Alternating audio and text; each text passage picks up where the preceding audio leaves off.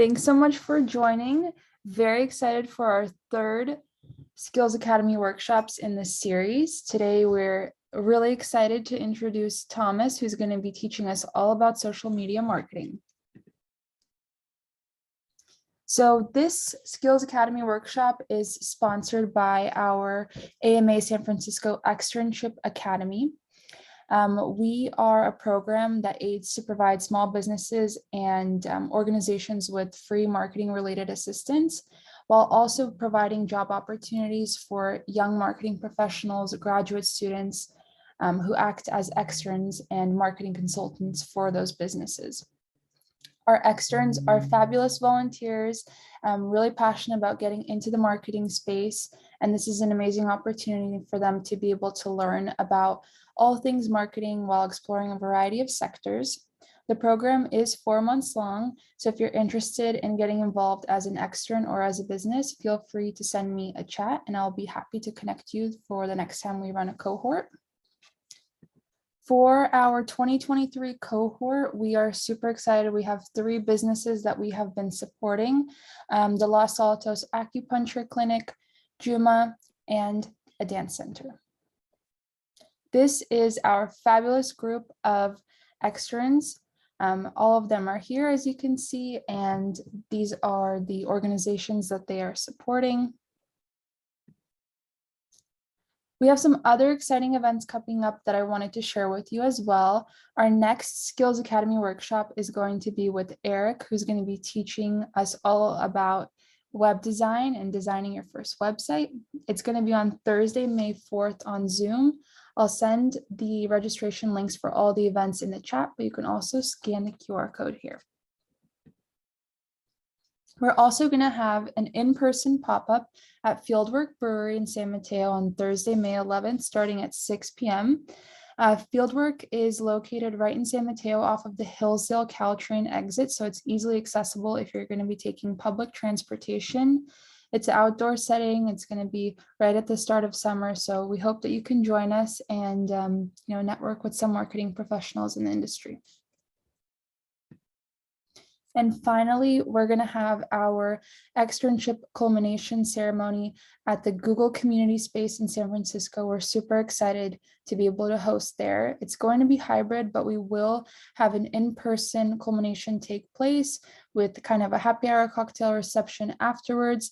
So we hope that you can join us for a really special evening. It's going to be Thursday, June 15th, starting at 6:30 p.m. And you'll also be able to register using this QR code. Now for our main event, Thomas, we're super excited for you to be joining us today. He is coming with 15 years of experience in the industry, and he has a lot of experience with social media marketing, whether it's in an agency setting or more of a corporate setting. He is also a board member of the AMA San Francisco chapter, working on our strategic alliances. And he is a teacher and teaches social media marketing in different courses at the UC Santa Cruz extension. So thank you, Thomas, for joining. Thank you. So I guess I'll share my screen now. All right. Very cool. So welcome, everybody. Thanks for joining us on this. So I'll be taking you through at least a high-level overview of social media and some things that as someone who works in various media channels, including social media, things that I think everybody should, I guess, be aware of, should know, things of that nature. So I'll kind of give you a high level of that. So I think we already had a little snippet about me, but I will kind of skip past this since Elizabeth already kind of went over these pieces. But been around for a while, teach at a couple different universities, typically at the UC Santa Cruz extension, but in my day job is mainly in the ad agency world. So I'm a group media director, really focus on, ultimately driving investments on various channels, including social media, to kind of drive the client's goals. So been lucky enough to have a lot of great clients in my past, whether it be, Fortune 500 or small startups and things of that nature. So it's been pretty exciting for that. But let's get into the meat and potatoes of why we're here. What is social? I think for the most part, I would hope that most folks in this room are pretty familiar with what social is. Hopefully, many of you are likely subscribed or post or regularly consume content from these various channels. But ultimately, it's all social really is those websites and applications that enable users to create and share content, right? So it's that idea of social networking. So there's a lot of different permutations of that. There are a few platforms out there like YouTube. There's always been some debate to see, is this really social? Is it a video platform? Is it both? Well, usually the answer is yes for both. But there's a lot of things out there. As you've kind of grown, you've probably seen different social channels come and go, like Vine or Periscope or other companies to get acquired by others. So we'll kind of talk about that a little bit, but that's what I'm going to be taking you through. So hopefully everyone should kind of understand, kind of the impact or significance of social. Since the mid 2000s, social has just grown exponentially, right? You have, hundreds of millions of people at any given time, consuming content on various platforms, whether it be, Meta, Facebook / Instagram, you have Twitter, Pinterest, YouTube, TikTok, all of those. And that's really not going away. Back in the, there's a lot of early social channels out there, like the high fives of the world, MySpace. A lot of those have, come and gone. But, some of the larger platforms like Meta have, are kind of the 800-pound gorillas in the room that really take a lion's share of, both attention as well as, advertising dollars as well. So I would say that if, you only had to learn one platform, I would say in the immediate future, it should probably be kind of the Meta platform, but there's a lot of other ones to kind of look at as you're looking at either servicing your clients or doing something for yourself. But before we get into that, I want to do a quick little pop quiz for folks, and hopefully, Elizabeth, you can pull up the poll. But no cheating on this. Don't Google this. But anyone have any idea what is the % reach of TikTok in the United States? So you can choose your answer. We'll give you the answer afterward. And the second question, which might be kind of interesting for some, how many of the percentage of folks on TikTok are over the age of 30? So go ahead and put your answers in there. Let me know what you come up with. And once that is done, Elizabeth, I don't know if you can show or do I have to show the answers? I'm not sure how that goes. I think you just click the button. I will. We only have 3 answers so far, almost done. Don't be shy. We're not going to have your name tied to the actual answer. It's all aggregated, so you're good.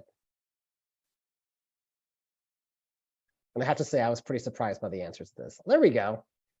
So it looks like, well, no, the majority of folks got the first one wrong. So it's 50% right now is the reach of TikTok in the United States. So it's close. So I had 75% and so forth. So getting close. And what's the percentage of folks on TikTok over the age of 30? Well, it's actually 38%. So almost 40% of people over the age of 40 are on TikTok. Surprised anybody? Assuming it was only for Gen Xers only, or Gen Zers of the world? Completely. It is absolutely not. So it is growing big time. So it is certainly growing. It's something that the reason I put it in this poll is it's definitely something a lot of ad agencies and marketers are kind of looking at for a variety of reasons. I think when you're looking at any social platform, you're kind of looking at, well, what's the reach of this platform? What's the potential impact to my target audience? And, I think early on, some platforms start off really young or kind of focus on a particular niche and ultimately grow to something else. So just thought I'd give you a little icebreaker there. Thomas, we have a quick question in the chat. Would dating Bumble, for example, Bumble, or networking like LinkedIn apps be considered social media platforms? I would consider LinkedIn kind of a traditional social networking platform. I would say like things like Bumble or those like dating apps is kind of like a private social network, right? Because you kind of subscribe to that. I think it's kind of in a different, I would put it in a different category. I would say typically, like you're not typically going to work in a large company and say, let's do Bumble advertising, unless you're specifically going to be selling things that kind of aligned to that. But typically I wouldn't put Bumble in that same category. LinkedIn for sure. I mean, that's LinkedIn, Facebook, Instagram, Nextdoor, Reddit, Pinterest, Snapchat, those are kind of the traditional platforms, I would say. But again, that line can certainly be blurred as well, right? If the definition is simply where you can, certainly just share and do social networking. I mean, you could do that on Yelp, technically. You could do that on really any site, but I think could be focusing more on the traditional social sites. All right. Cool. So who are the major players, right? So here's a worldwide view. I know we're here in the US, but there's a lot of other options out there that if you're looking to do any kind of international marketing, there's definitely a few other players out there. But Meta, aka Facebook, Instagram, WhatsApp, Messenger, they rebranded as Meta. So if you hear that, that just relates to Facebook. It's still far and away the largest network than anybody else out there. So it's one of those things that you really can't, there's been a lot of talk about users leaving Facebook and going to other channels and so forth, but even with that, they're still massive. And if you add up all of the other kind of meta platforms in there, it becomes even larger. So certainly something to think about. But number two is YouTube, right? And even outside of, because YouTube's owned by Google, right? It is kind of seen as together. But if you were to take YouTube out of Google, let's say like they became independent all of a sudden, it would still be the second largest search engine out there, not to mention one of the largest video networks in the world, right? So YouTube's one of those, both the video platform as well as kind of a social platform at the same time. So it's also massive. TikTok's been getting a lot of the conversation, kind of the share of voice, I guess, of the conversation, just because of how popular and how quickly it's grown over the last few years, really kind of accelerated through kind of the pandemic, I would say. So, it really kind of went from nothing to, eclipsing the likes of Snapchat, Pinterest, and Twitter. And, ultimately is the number 3 kind of social network right now in the US, and looks like it's about 3rd or 4th internationally. So something to think about. Would you mind talking about social media marketing strategy for B2B versus B2C? Yeah, we'll talk about that a bit as we kind of get into it. But there are very much there's differences between both. But yeah, we'll touch on it a little bit. So the question in the chat. So the last point here is that social strategists or social planners, whatever the title you want to be called in your respective field for social, really need to understand the best fit for your clients and brands. There's a lot of options out there for you, right? There's a lot of things you can do, but there's also things that you probably should do or should not do, right? When you're looking at different social platforms. You would want to look at things like, what's appropriate, what's going to align with the brand. Is there sensitivity being around certain content, things of that nature that just need to be considered? Are there international considerations you need to think about? So how do brands utilize social? So I think we got the question about B2B, so I have some references to that, interestingly enough. But you use social for a lot of different reasons, right? If you're a brand, you're probably just trying to sell products, right? You're trying to get in front of whoever your target audience is. Whether you're, looking for a consumer audience or a business audience, you're probably trying to sell something. You're trying to sell, cloud computing products to the Fortune 500. Maybe you're a growing clothing line that's targeting hipster millennials. Maybe you're an online, booking site. National sports team. You're selling mortgages. There's a lot of reasons you might potentially look at using social, but usually at the end of the day, it's about getting in front of those people that are hopefully going to be either engaging with you as a brand or theoretically buying your products or services, right? So some of the things you want to consider when you're looking at social, whether it's from a B2B or B2C perspective, is that you want to make sure as you're getting involved, you want to make sure you that you kind of follow best practice and make sure you do what's best for the brand, right? That makes the most sense there. Do you have the budget to sustain your social initiative, right? There's a lot of things you can do in social, but you also don't want to stretch yourself too thin. And as you kind of look at, having some continuity of what you're doing, things can get expensive. It can be cumbersome, and maybe you don't have the team, maybe you don't have the budget. So you have to think about that. Do you have enough content to post? Let's say you're doing a lot of organic posts. You're trying to put out a lot of content out there. For the most part, it seems really easy at the beginning to come up with content, but as you have to continually reproduce that, it becomes more and more challenging. So you have to kind of think about strategies to kind of get ahead of that. And ultimately, probably the most important comment I would say on this slide is, what are your goals? What's the thing you're trying to get out of it, right? If the answer is, well, I just want followers, I want likes, well, why? Why does that matter? Why does that particular metric make sense for you? Is there, that's just simply a metric that you're getting. Is your goal ultimately to sell something? Is it to ultimately re-engage somebody? A like's just a like. You can't cash in a like with money, right? A like's just a like or a share. But if your goal is ultimately to do something beyond that, or taking a like or taking a certain thing you're trying to achieve and taking it to equate to business results, that's where you should kind of think about building goals around. Okay, this question here. Would you be able to cover strategy for nonprofit social? Yeah, I think, so I think you see the question there. For the most part, I mean, a lot of the things I'm gonna be talking about will kind of transcend a lot of these different elements. I think it's important to think about things like, whether you're talking about B2B or for nonprofits. Again, I think these considerations can be pretty applicable to both, especially when we think about, how you plan your kind of initiatives out, and also laddering, like figure out what your goals are. What are you trying to actually do? So we'll kind of touch on some of those, and hopefully it'll answer some of your questions.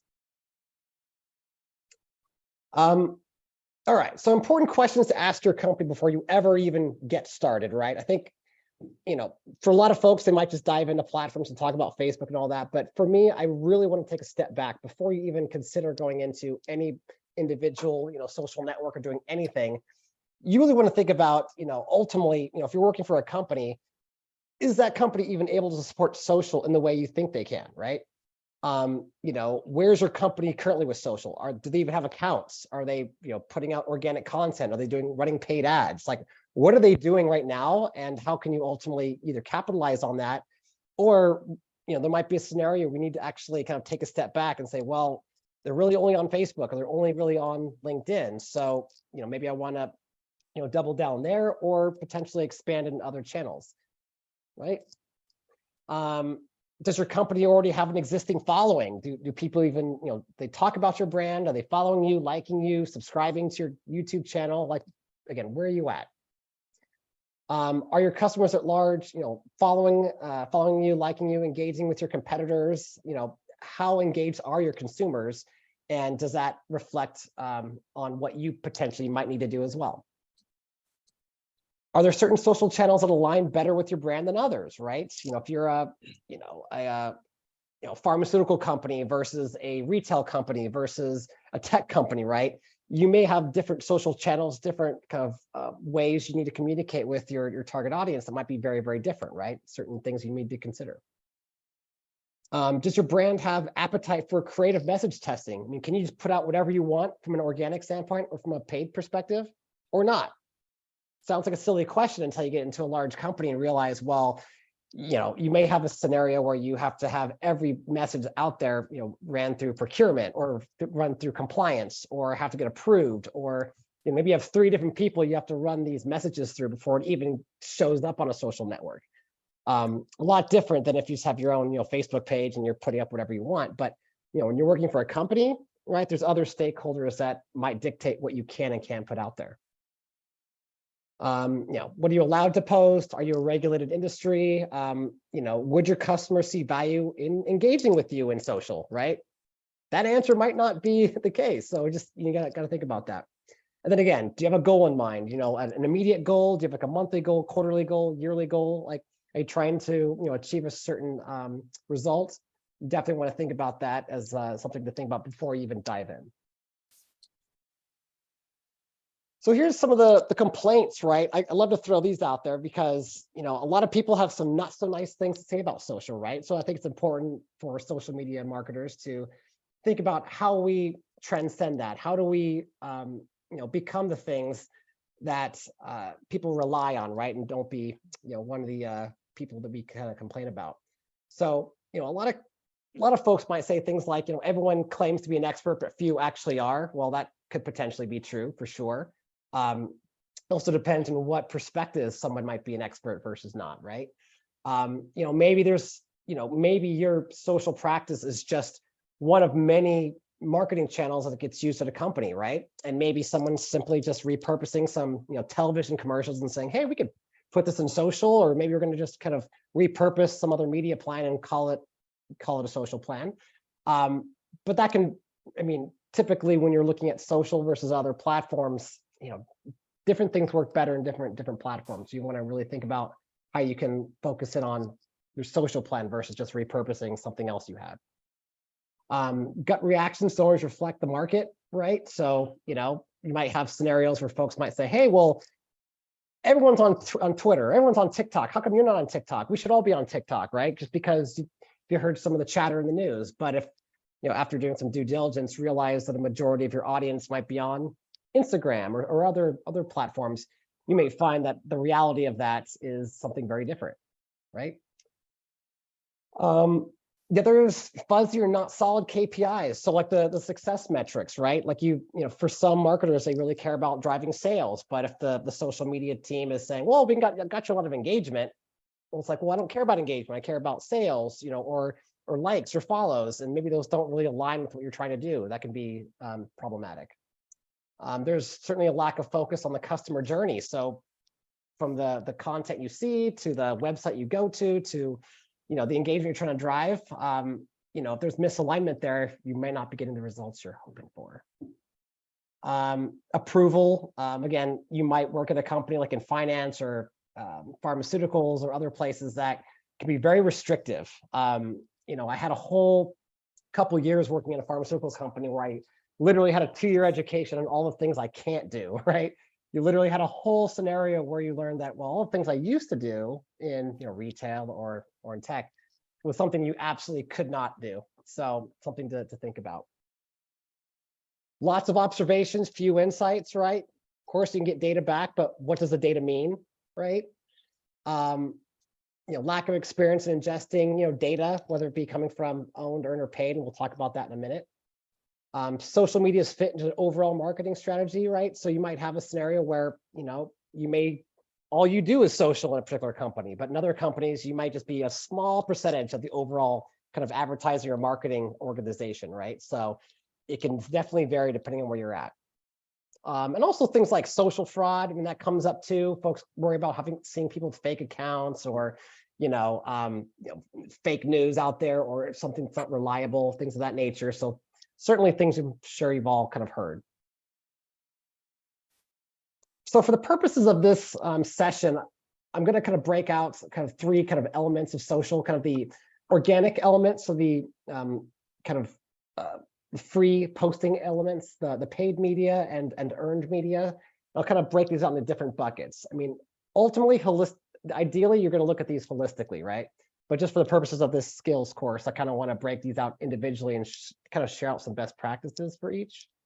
So you kind of get an idea of that. But ultimately, if you're going to have a social media practice, you want to think about, your owned media or those organic posts you do from your social channels. So any posts you make that you just happen to put out there, that's considered organic. Sometimes they call it owned media. Earned media is that publicity gained through shares. So essentially, how many people outside of you is sharing your own content, right? Or that virality element, if you will. And then there's obviously paid media, which is exactly how it sounds, being able to amplify your media with ads, right? So simply putting advertisement out there. Does that kind of make sense to everybody? Anyone clear on what organic versus earned versus paid traditional definitions mean? So we're going to go over each one of these individually.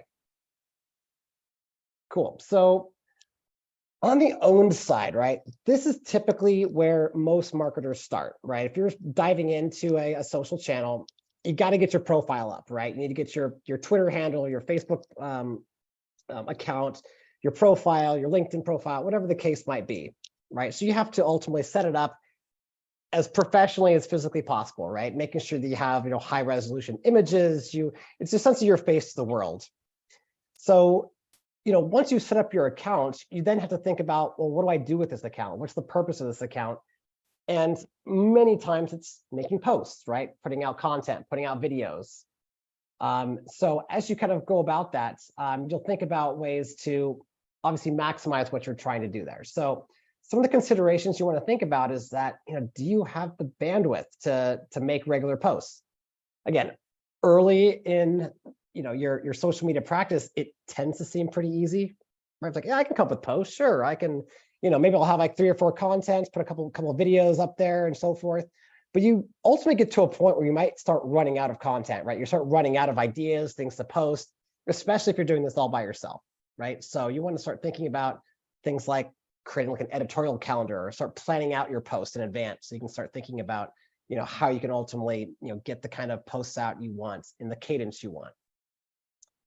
You'll think about things like the tone and voice you're going to be using, right? Are you going to be using the tone voice of the the product marketer, voice of the consumer, the what kind of tone you're going to put out there? Are you the expert, right?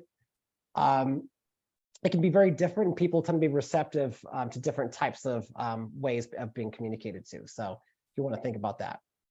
Who will be representing the company, right? Is it, is the whole point of what you're doing simply just, press releases and you're just, syndicating that over social, or is it something else you're trying to do? I mean, this one seems like an obvious question, but is your content actually valuable to your consumer, right? Of course, as if you're the one putting out that post, to you, it feels like it's important, right? It's hard to, sometimes it can be very hard to take a step back and really see if, is what I'm putting out there valuable? Well, how do I know? Well, there's a couple different ways, right? One, luckily, with most social platforms, you can look at the metrics that come back, the shareability and impressions of how many people saw your posts, right? So that might be one thing, so you might get some reach, but more so, if you start seeing a lot of folks liking, sharing, engaging or commenting on your particular post, that might be a good indicator that maybe your content is valuable. If you're not getting the kind of reaction you're hoping for, it might not be as valuable as you think it is, right? So you might have to rethink of what you're putting out there. Other things too, if you create a professional social profile, that's another biggie. So, if someone happens to make it to your social profile, people can get there in a lot of different ways. A lot of times folks get found via, Google search, and people will just find your social profile out there. And if your profile does not look professional, you might not, get a second look from somebody. The same is applicable for your business social account as well. You should have high resolution, images, videos, content, and so forth that'll make people interested in what you're doing. What kind of media you're going to be putting out there? Videos. Who's your target audience? Who are you trying to attract, and make sure your content aligns with that audience? Are you trying to drive folks to a website? Or are you trying to keep them on your platform? And then things like what kind of engagement you're trying to anticipate, right? And if you're getting started, you may not know. So you're kind of have to do some benchmarking exercise to kind of figure out kind of what to expect moving forward. All right.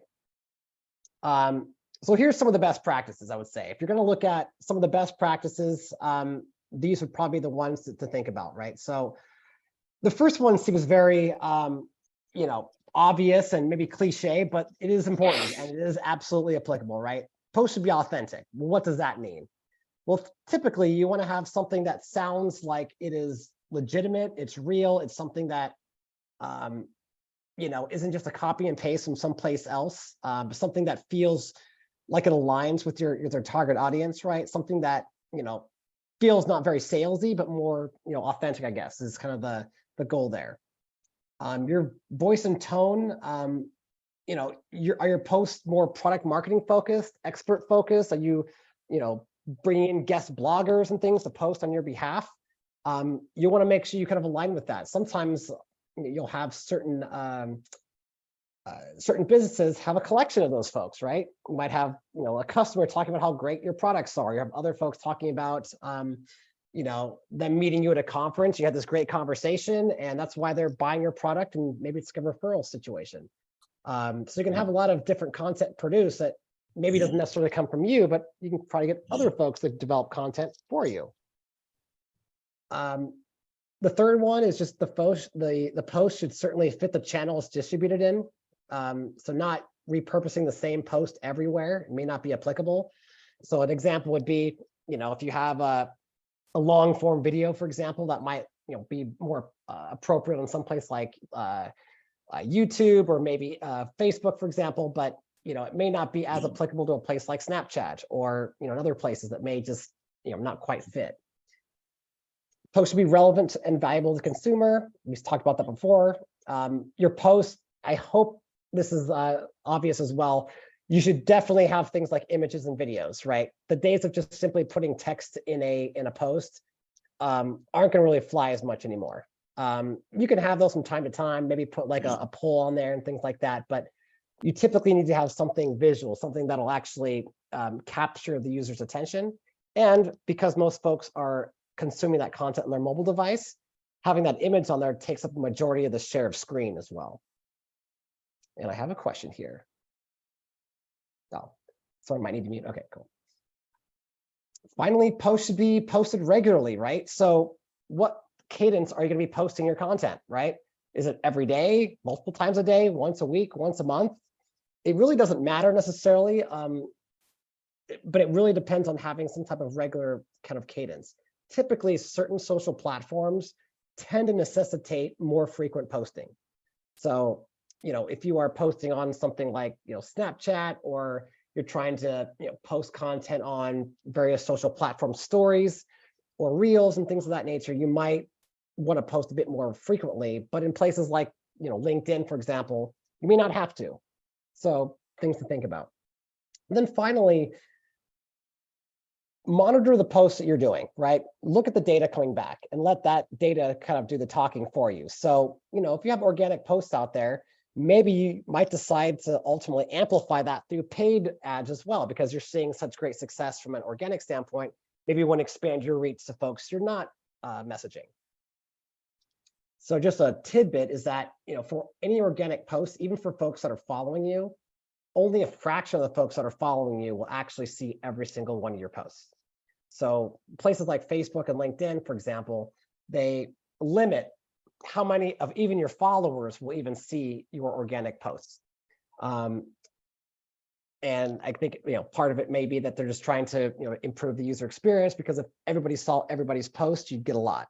Probably the flip side of the coin is they're also trying to encourage folks to buy advertisements as well. But just know that only a portion of your followers actually get every single one of your posts, and you may have folks following you that aren't on all the time, so you might not be there at the same time that you've made that post.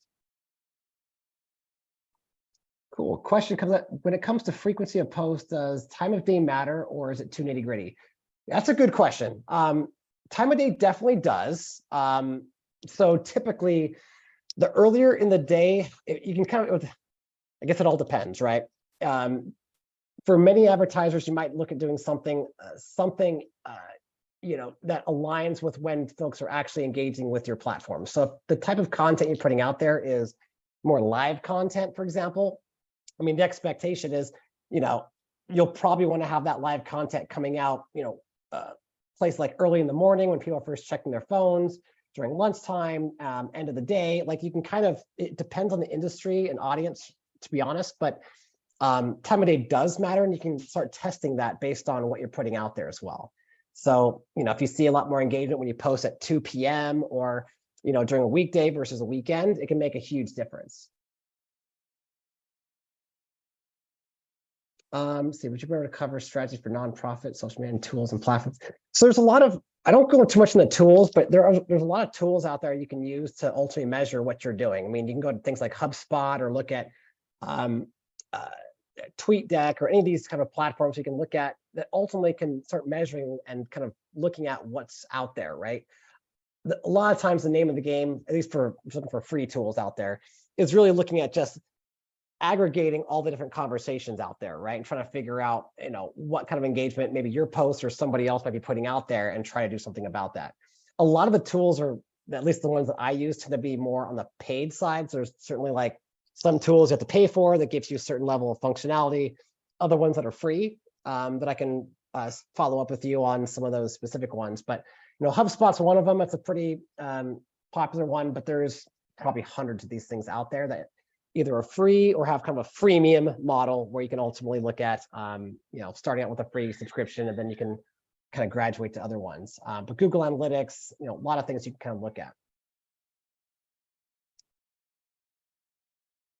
All right, so that was organic. Let's kind of move over to the paid side of things, right? So paid is kind of where I tend to live my day in, day out. So, doing a lot of advertising in social platforms. So when we're talking about paid advertising, we're talking about the promoted posts or pins, promoted trends, promoted accounts, putting advertisement out there, right, on social platforms with the goal of getting that user to do something about that, right? But you have to understand, what media channels, do your target audiences reside? And one cool thing about social is that regardless of the demographics, the age, the interest, and so forth, you'll find that you can research that for free right within these various social networks without putting in your credit card. So you can kind of go into places like Facebook or Snapchat or Pinterest, make a fake account, go in there and start building out your audience. And those platforms will tell you how much can you spend per day, how many impressions can you get, how many clicks can you get, how much is that going to cost every day. So if you're not sure of how much you can get from a particular social platform, go in there and do the research, right? You can actually log into, the ads manager in Facebook, for example, type in kind of the parameters you want, and those platforms will tell you exactly how much you can ultimately get out of it. Do you plan on leveraging images and videos? I hope the answer is yes. Is your goal branding or direct response? Branding being more awareness, trying to drive reach, frequency, things like that, versus direct response tends to refer to more like transaction related elements like conversion, sales, buy now, 50% off, buy now type of stuff. So you want to understand what your goals are, because the thing is that when you go and build out advertisements in these social platforms, they get optimized very differently. The calls to actions are very, very different, right? So the things you're trying to get the end consumer to do is going to ultimately come across very differently depending on the goals you have out there. If you work for a large company, you may end up using one of these paid tools. Sometimes they call them API solutions or these different products out there. Ultimately, if you're working for a huge company that has to manage hundreds of social accounts at any given time, most of those types of companies will likely have some type of paid tool to help manage all of that, right? So if you're Toyota or you're McDonald's and you have corporate that has one set of social accounts, but then you have hundreds of brick and mortars at all locations that also have their own social media accounts, for example, that can be pretty unwieldy to ultimately manage and get content out there. So a lot of times they'll use these management tools are typically paid to help manage that. So if you come across that in your professional life, I wouldn't be scared away from it, especially if you've already kind of maybe know some of these platforms initially. They're just an extension of those social platforms. So typically everyone will have to learn it, and it'll just simply be a it kind of mirrors what the social platforms have in them anyway. So don't be scared, I guess. Another considerations that do you simply want to amplify existing organic posts, right? So just take an organic post and hit the little button that says amplify and try to expand that. Or consider, which most advertisers will do, is leverage dark posts, or what they call unpublished posts, which is really just a post that never shows up on your newsfeed, right? It's simply just an advertising only unit, if that makes sense. So if you just want to have, a promoted tweet, for example, or promoted, Facebook ad, and you only want that to come out as an advertisement and not show up in like your kind of news feed, for example, or your profile, that's typically what most advertisers do. So it's simply usually a checkbox in most platforms. Another one is just simply like, what's your budget? What can you afford? If you have a small budget, typically you may want to only focus on one social platform for paid advertisement. If you have a really small budget, you'll ultimately stretching yourself too thin across different platforms, because none of those platforms will ultimately be able to scale. Typically, there needs to be a certain kind of bare minimum of spend before kind of the optimizations and algorithms within those platforms have enough data to go off of, right? And start making decisions to ultimately optimize your buy.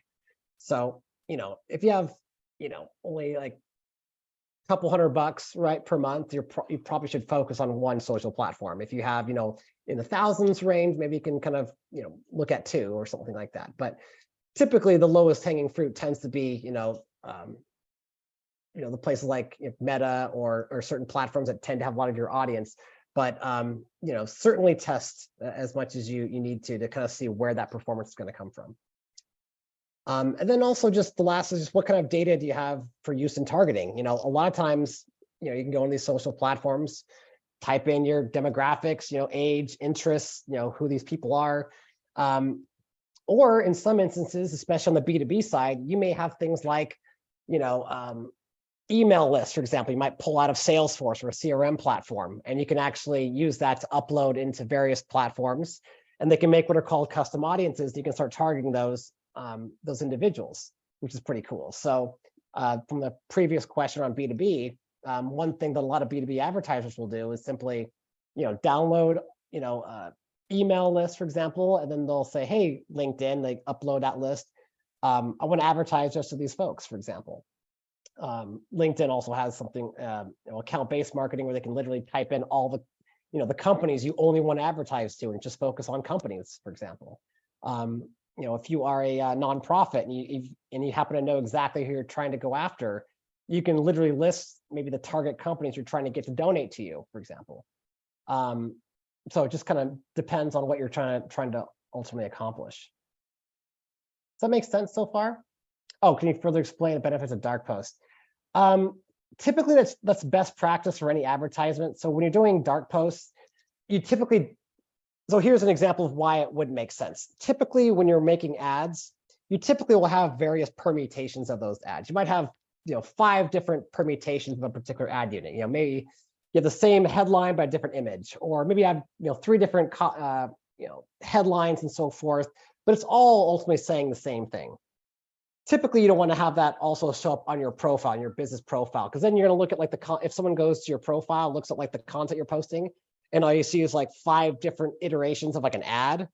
That's not what people want to consume typically, right? They want to consume maybe the thought leadership you're putting out there, or your PR, your press release, and things like that. Not 5 different posts that are exactly or very similar but slightly different because you put those out there. I don't know if that kind of makes sense, but it kind of is what will show up when someone finds your account. Hope that makes sense. Cool. So yeah, these are obviously ads. You've probably seen tons of these out there, but when you're looking at different permutations of ads and things like that, obviously as you're putting one of these together from a creative standpoint, you want to let the data do the testing, right? Look at different permutations of ad units.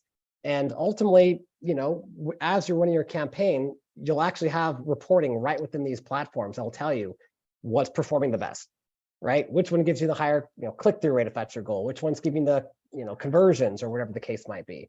And figure out which one's working the best, maybe try to maximize or recreate different ad units that are giving you those results, maybe sunset the ones that aren't, and wash and repeat. Right. The coolest thing about social is that there's so much data around anything you do on these platforms. So if you have 15 ads running in rotation, for example, you'll get data on all of that and be able to understand, what's working, what's not. And in many cases, okay, if something costs $5 CPM, it means for every $5 you put out there, you get 1,000 impressions or those images showing up, right? So if you see that term, that's kind of what it means. So for example, if you had $100 budget at a $1 CPM, you'd get 100,000 impressions for all intents and purposes. So always kind of multiply by 1,000. That's how many impressions or images showing up that you'll get.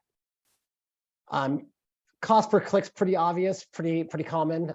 You pay only if someone clicks on a particular ad unit. So that's another cost model you can bid on. So within most social platforms, you're typically bidding on inventory. You're not really securing inventory. You're not pre-buying it necessarily. So you might be bidding on a CPM model or a CPC model or a cost per engagement model, right? An engagement would just be a like, a share, doing something within that particular ad unit. And some platforms will actually let you pay per each one of those engagements. So again, depending on what your goals are, maybe that makes sense, right? But if your goals, let's say, conversion driven, you probably don't want to do a cost per engagement or a cost per click. You might focus on a CPA goal, right? They have a CPA action, which essentially means you want to kind of back out to, for every $10 I'm spending, I'm hoping to get $1 back, and that's a $10 cost per action, right? Sometimes I might call it cost per acquisition, whatever, but essentially anytime you're trying to drive someone to, let's say, a sale, right? Or you get to a thank you page after someone's actually purchased something, right? You might see someone who's try and drive direct response type of campaign. They tend to optimize on a kind of CPA basis, right? So cost per action basis there. Another one you might come across, which is really only applicable in places like LinkedIn, who has these in-mails or sponsored in-mails, are these cost per sends, because within LinkedIn, for example, you can actually send these in-mails, these little emails. So if you've ever gone into your LinkedIn, you have that little inbox on the top, you might get folks trying to sell things to you, for example. That's another option there. There are some opportunities for kind of upfront pricing, but these are very, very expensive and are not available in the platforms you're going into. Typically, these would be something like, if you want to sponsor the homepage of YouTube, for example, they call them these masthead units, which really just means that, you got to have deep pockets to even kind of play in this. You're looking at several $1 million per day to essentially own the homepage of YouTube, right? So that might be an example. Or, they have the option of a promoted trend in Twitter, which is like a hashtag that you can essentially own for the day. So if your company comes up with, if you're American Express, you have Small Business Sunday or Small Business Saturday, I think it is. They tend to, do these promoted trends because a lot of folks kind of associate now, American Express with the Small Business Saturday, for example, and there might be one option there. So different things you can potentially buy. Most things you're bidding within these platforms, you're bidding with other folks trying to get their ads out there. But if you have deep pockets, you can look at these other more expensive options. Cool. So those are the costs. So the other best practices, I would say, if you're looking at actually putting money behind ads, right, and posts, your post should have a very obvious call to action. And within most social platforms, when you upload an image, they give you they essentially wrap the image with they wrap it and put the little call to action at the very bottom. So a call to actions like learn more, or buy now, or something of that, like learn more, buy now, like whatever ultimately you're trying to get that person to do, right? So one note I would say is that if you're uploading like an image, for example, within a social platform, don't put the call to action on top of the image. Don't like hard code like text on the actual image itself, because the social platform will take care of that for you for all intents and purposes. So one little obvious, but luckily the obvious call to action will be in there, and there's be a lot of options you can put in there. So depending on your goals, it might be learn more, buy now, share this, download, whatever the call to action might be. So if you hear the term call to action, just means what the ad is asking you to do, right? And you should always ask someone what you want them to do, because otherwise they may not know. I would say you also limit the use of text as much as you can. In the ad world, many times less is more. Most people don't read as much as you think they're going to read within a particular ad unit, or they see hundreds of, thousands of bits of content every given day, and if an ad shows up, within that mix, a lot of times folks go right by it and don't ever notice it, right? So you really want to focus on, the one thing you want them to take away from that particular unit, right? Something that's going to catch their attention, and one thing that's going to ultimately get them to do what you want them to do. So if it's like, if you have 3 different selling points for your particular product, maybe you're the the most fashionable, you're the best looking product, you are socially responsible, and there's a sale next week. Maybe there's like 3 big things you want to tell somebody. Maybe pick one of those, right? Or potentially make 3 different ads with each one of those key selling points, right? And then rotate them as separate ads and see which one performs the best, right? But focus on maybe the one thing that might get their attention, right? Don't try to cram too much text into an ad, because no one's going to read it. I mean, very, very few are going to actually get down to that. Talked about leveraging images and videos. I think that's a standard at this point. Definitely test ad variations. You'll want to conform to the various social media standards, requirements, and best practices. So every platform is going to be a slightly different, right? They're going to have slightly different, character limits requirements. They might have slightly different ways videos need to be uploaded and things of that nature. So just make sure you're aware of those. If you're a big company, they may have a paid platform to help manage all of that. So certainly think about those. We talked about the unpublished posts. Also, again, verify your audience is there. If you're going to be running an ad campaign, again, log into Facebook, make a fake account, go into, well, not fake account, but like a mock account without putting in your credit card, and just go to the audience builder and just see, how many of those folks exist, and then kind of go from there. And then if you are driving things like a transaction, like a conversion campaign, a sale, like I'm selling shoes or, something online, you need to have what are called pixels on your landing pages, for example. So you need to have these little bits of code in your site that tells Facebook, tells Snapchat, tells LinkedIn that a conversion or a transaction actually occurred. So there's a little bit of code that, for any kind of website that typically might go on like let's say a thank you page after someone's purchased something. Each one of these social platforms has what's called a pixel to put on that page. And without that pixel on that page, Facebook, Instagram, Snapchat, they're gonna have no idea a transaction happened, right? And if you put on a pixel, 3 weeks after a campaign ended, you're not going to get retroactive data. It's not going to come in after the fact, right? So you have to have it on that page as well. So definitely when you're talking about paid ads, definitely think about making sure all the correct tracking is there, so you get the data you need to evaluate if it's successful or not. Does that make sense so far? Kind of going through a lot of stuff pretty quickly in this scenario, but pixels are one of those things that are all over the place, and they are definitely needed for a slew of reasons. But that's one piece. I would also add, actually, if you're running a campaign that's, let's say, an app download campaign where you're looking at, like, let's say your business is, I have a mobile app or a game or something like that.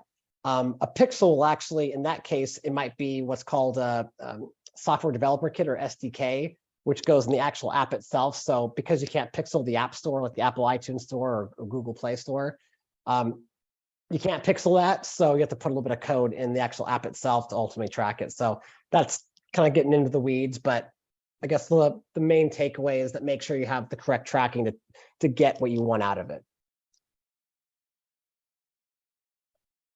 Cool. So that's paid. And on the earned side, I know a lot of folks, are, trying to focus on, going viral, getting a lot of,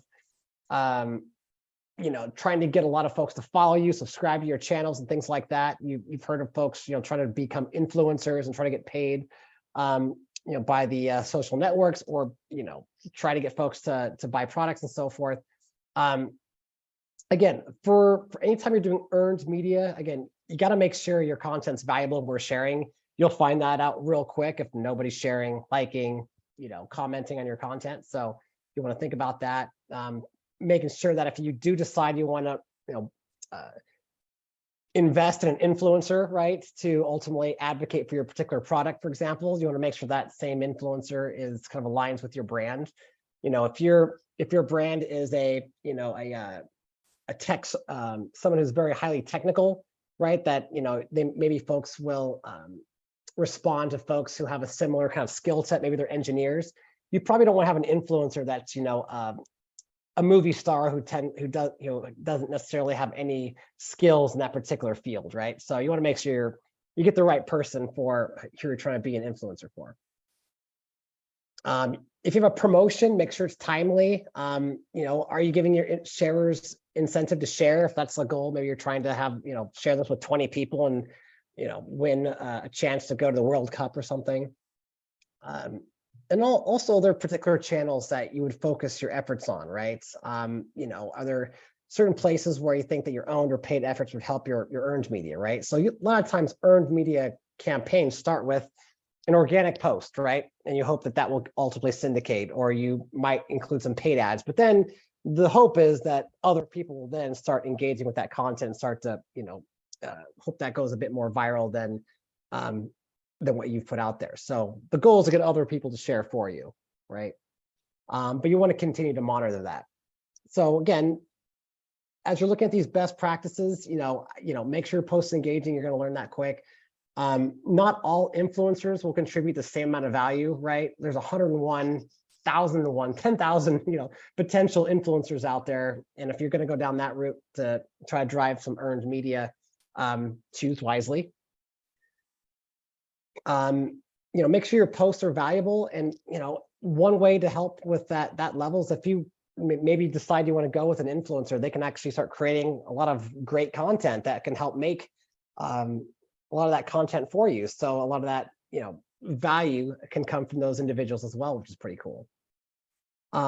We talked a lot about these other items, but the one thing I do want to call out is that make sure that if you have any kind of promotion or any kind of, let's say a raffle or contest or anything that's, involved like money and things of that nature, make sure that you run those by your legal team as well, because if you say something's a raffle versus a contest, there's different legal definitions of those.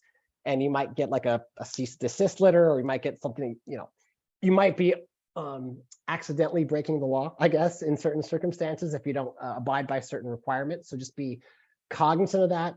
For any contests out there, I would highly recommend just running it by your legal team, just to make sure that you're kind of above board on that.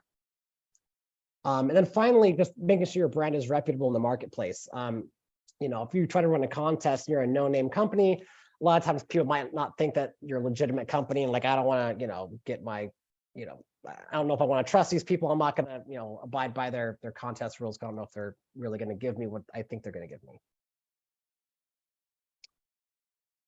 Cool. All right, so we're about at the halfway mark.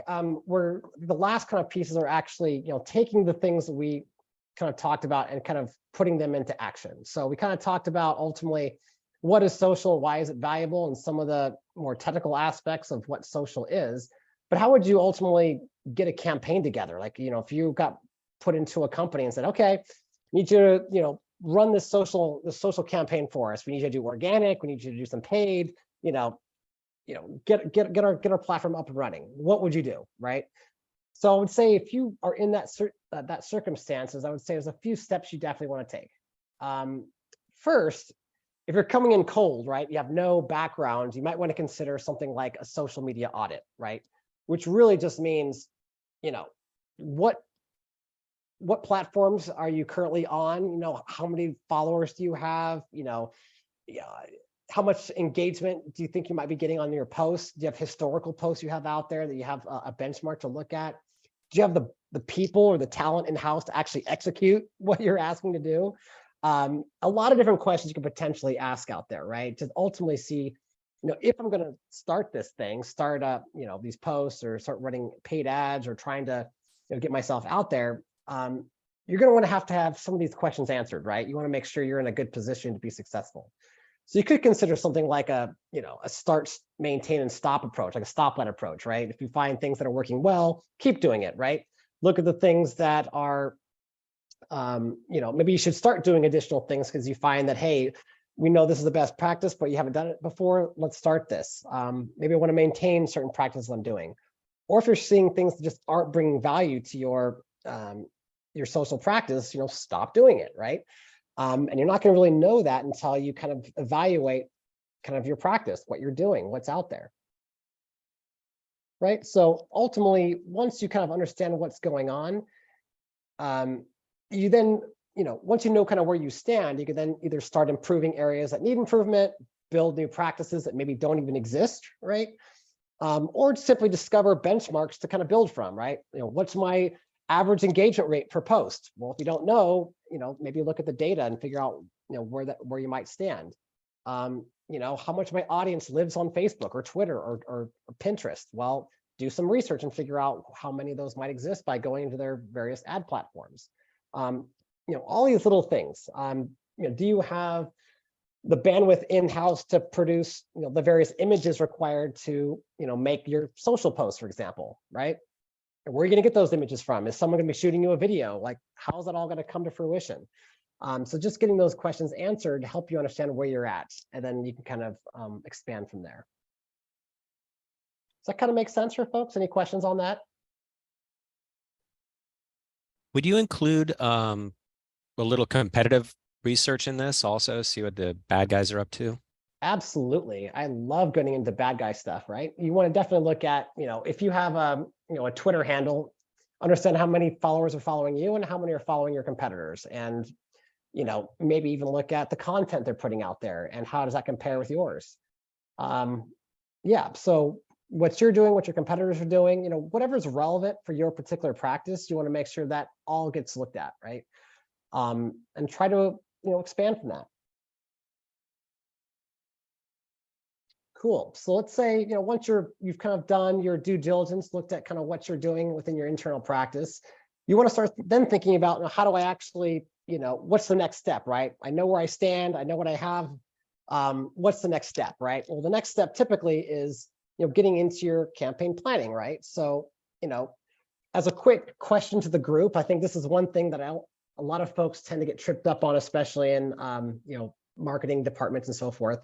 Does everyone here know the difference between an objective, a strategy, and a tactic? And, these are not the same, by the way. They're very, very different. And I think that one thing that for anybody working, I don't care if it's in social media or television or email, whatever it is, it's important to understand what the objective of your business is and your media practice, what are the strategies for accomplishing those, and then the tactics that ladder up to that.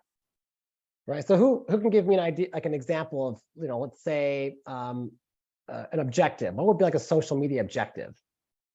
You can put in the chat or shout it out if anyone has any ideas. And if you don't say anything, that must mean you don't know and you're just waiting to hear the answer for it. Right? Gain more followers. Sure. There you go. Gain more followers might be an objective. Might be sell widgets. I have I'm trying to drive sales up by 15%, right? Things of that nature. What about the social media strategy? So let's say you're selling, you're trying to gain more followers. What's the social media strategy to do that? So strategy is essentially, something you're trying to do, a strategy to ultimately achieve the objective you're doing. So if it's, I want to sell more, sell more products, for example, I might say, well, my social strategy is actually going to be driving more awareness because maybe, nobody knows about my brand yet, so no one's going to even buy my product. Or it could also be, hey, my social strategy is going to be all direct response focused, all about, buy, because, everyone knows who I am. I'm going to have this deal out there for 50% off, and I'm going to just, retarget the heck out of folks and drive more transactions, right? So you can say, my strategy can be, I'm going to drive awareness for my brand, which I think theoretically will help ultimately support my sales, or it could be direct response focused because, maybe you understand that everyone knows who you are anyway, or maybe, some of that is already, that groundwork's already been laid, right? Now, so far, I have not said the words Facebook or Twitter or Snapchat, right? Tactics, again, goes down to the very, very baseline, right? Tactics are the specific vehicles that we use to ultimately achieve what we're trying to achieve, right? So right, Reels and Instagram Live, right? Tactics is essentially saying, I want to buy Instagram Reels for this target audience, and I'm going to spend $500 doing it, right? Very specific, right? Strategy and objectives never talk about a platform per se, right? Objectives is talking about like I'm selling something. Strategy is about, awareness or direct response to achieve the objective. But now when you get down to the tactic level, you now are looking at, well, how do my tactics ladder up to my strategy, right? So if your goal is to drive direct response, for example, maybe a tactic might be, hey, I want to retarget people who've been to my website before with Reels, units on Instagram to try to drive sales. Very specific, right?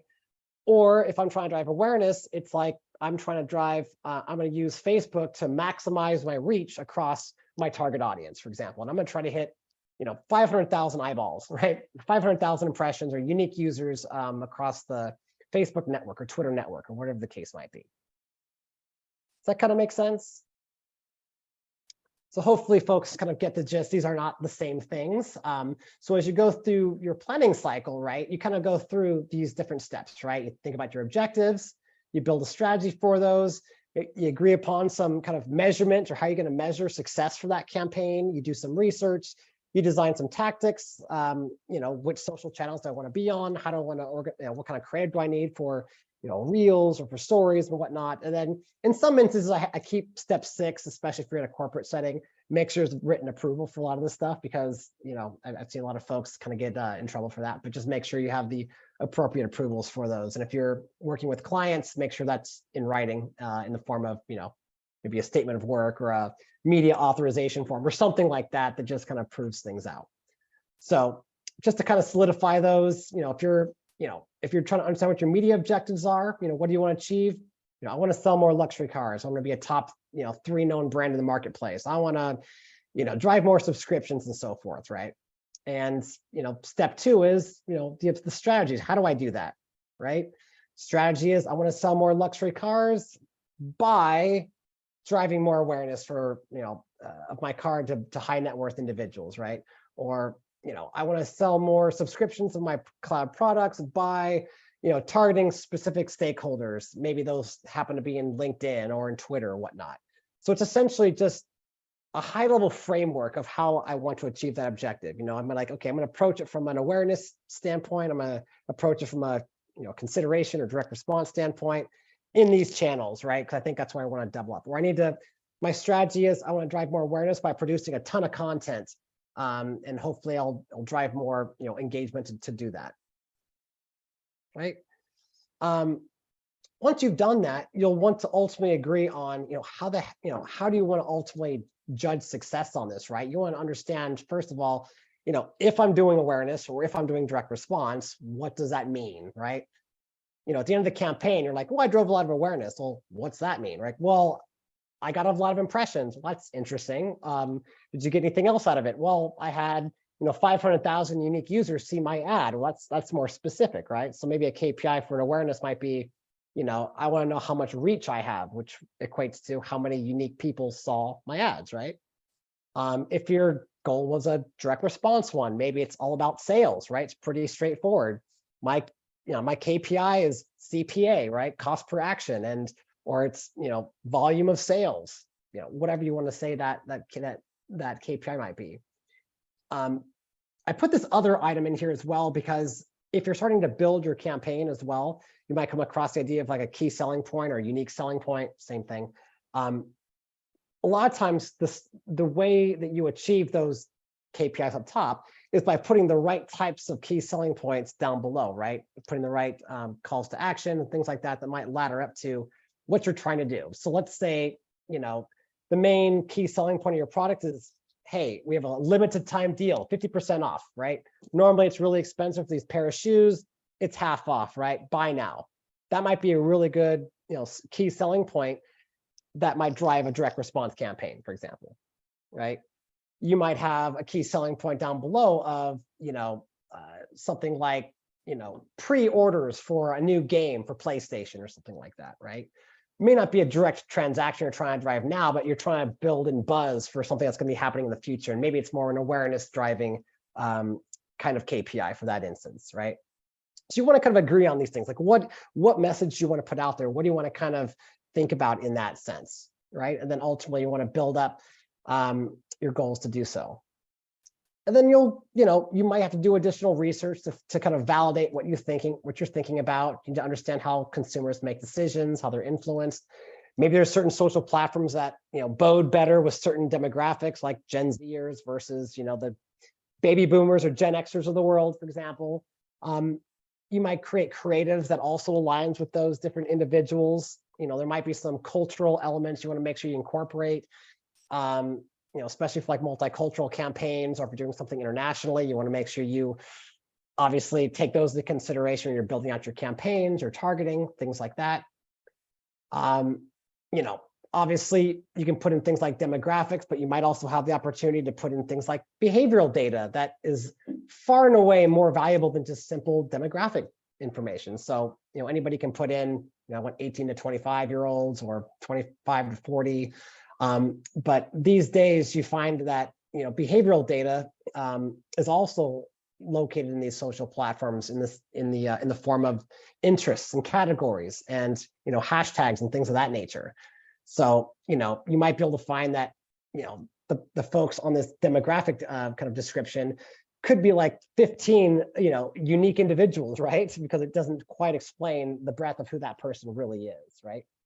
So you can start incorporating more behavioral information, which can really help your social campaigns. And again, most of that exists right within these social platforms themselves. So if you were to buy a paid ad somewhere, you can look at different interests and target. I want to look at vegans who are into yoga, who live in Santa Clara, right? You can find those folks, right? And it goes kind of beyond just who they are. And as you're doing this too, you might look at how, if you're working in a company that, has many other social, or not social, but various other marketing channels out there, you want to kind of see where social fits in that ecosystem, right? And just make sure that, you're putting out the right message, you're putting out the right information out there that can help ultimately enhance the customer experience. And make sure that you are in the right place at the right time. So social can play a role in many places in the sales funnel, right? From awareness to consideration to advocacy. But maybe your campaign is really focused on the awareness portion. So make sure that that ultimately helps complement what your company's doing. Or maybe it's focused on retention or things of that nature. So you want to think about how that's going to work along with all these other lovely channels. And then finally, it's the tactics, right? We talked about this before. Instagram Reels on retargeting, Instagram Reels and on TikTok. And I want to be, promoted tweets with a video and a carousel. And I want to have those rotate, those very specific tactical elements is kind of where after you've done your research, you've kind of looked at, who this person is, how you want to create your creative, your goals, objectives, KPIs are. This is where you finally get to your tactics, right? We've gone through a lot before we've even gotten to the tactical level. So, for a lot of social marketers, they tend to just, right at the beginning, go right to tactics, right? Without thinking about all the other things we talked about previously. So this would be one of the stumbling blocks, I would say that, if you can avoid it, please do so. And, just think about, again, take a step back, think about your objectives, strategies, your research, your KPIs, what you're trying to get out of it. And then go to your tactics, right? Don't just lead with your tactics without, first kind of doing that background with, with everything we kind of spoke to. Does that kind of make sense? So running on Facebook on Instagram Reels is not a strategy, right? That's a tactic. Is that clear for folks? Cool. Okay. All right. So with 5 minutes left, just doing a quick, I guess, thought starting exercise. So just a quick deal before we wrap up here is, put yourself in the shoes of a large technology company considering jumping into social media, right? What considerations, requirements, needs, resources might be needed to do this? If you were going to join this new social team, what would you need to know to get started, right? So let's say you just kind of got thrown into a new organizations. What are some of the things based on what we spoke to today that you would want to do and make sure you understood? Let's get the chat going, or you can shout out your answers as well. What are some of the things you're going to do? Pretend you just got dropped in this company. You're trying to make a name for yourself. Make sure you show best practice. What are you going to be doing? What kind of questions you're going to be asking? Want to know the audience who are looking at what the measurable goals are. What's the objective of this campaign? Yes, Lori, absolutely perfect. Yes, goals are huge. What you want to do. I see some notes in the chat about conducting an audit. Absolutely. Budget's going to be a big deal. Again, brand objectives, budgets, absolutely. Yeah, market trends, research, all of those pieces, right? Anything else?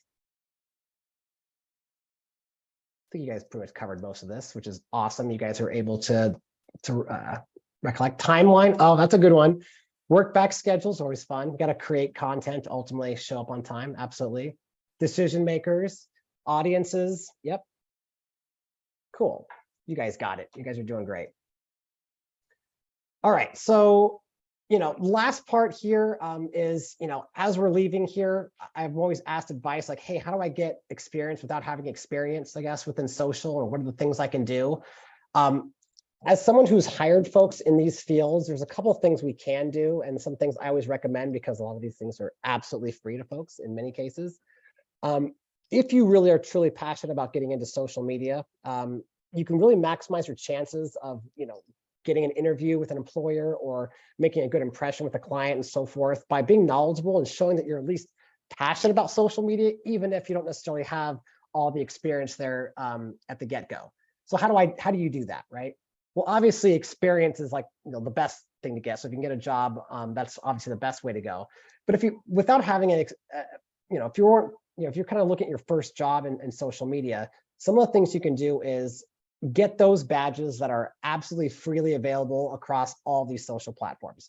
Even folks who are social media managers who've been in social media for decades still get these updated badges all the time. Reason being is that things change all the time within the various social platforms. And they also tell employers that I care, I'm passionate, I'm proactive at looking at the latest and greatest on Pinterest or LinkedIn or TikTok.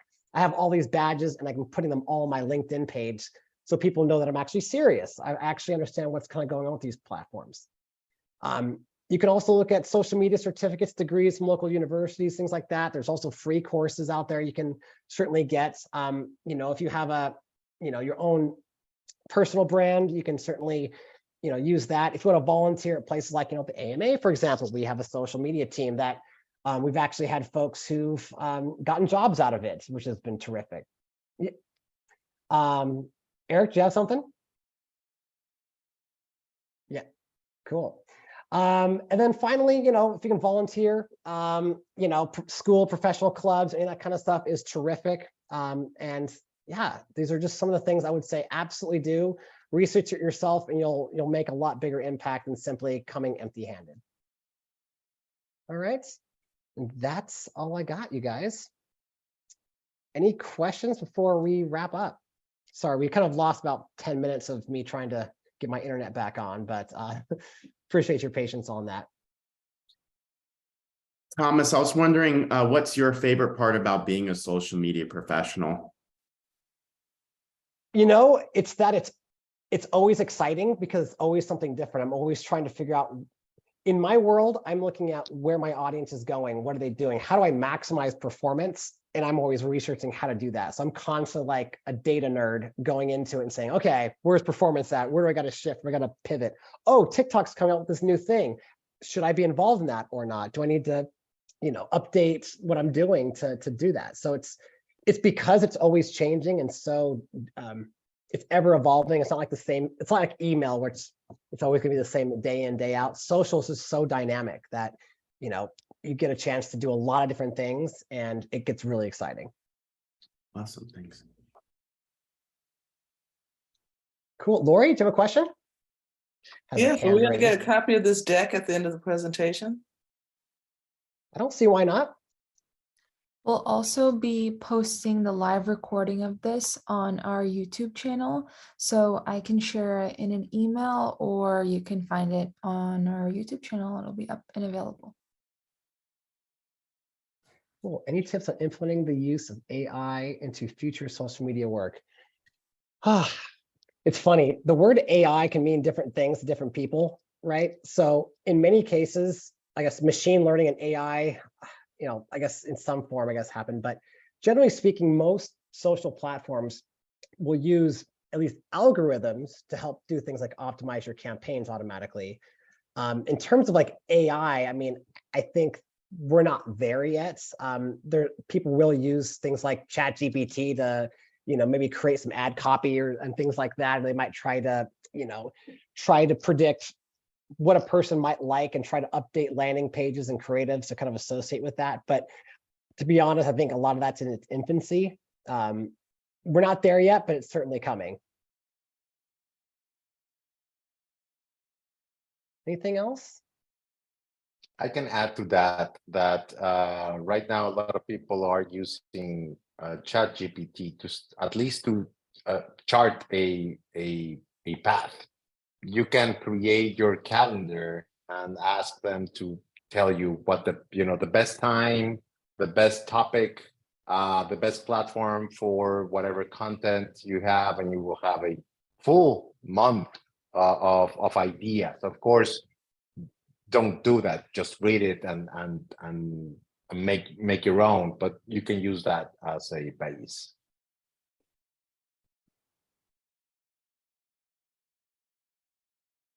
Cool. With that, I think we can probably end the recording, and we'll have Eric's presentation on building websites next time.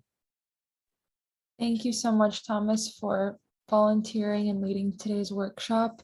As mentioned, all of the links are in the chat in case you want to register for the next one. And Thomas is available for questions. We'll post this on YouTube and hope to see you again soon. Thank you, Thomas. Thank you, All right. Thomas. Yeah, Awesome thank job you. as always. Thanks for joining, Thank everybody. you. It was very good.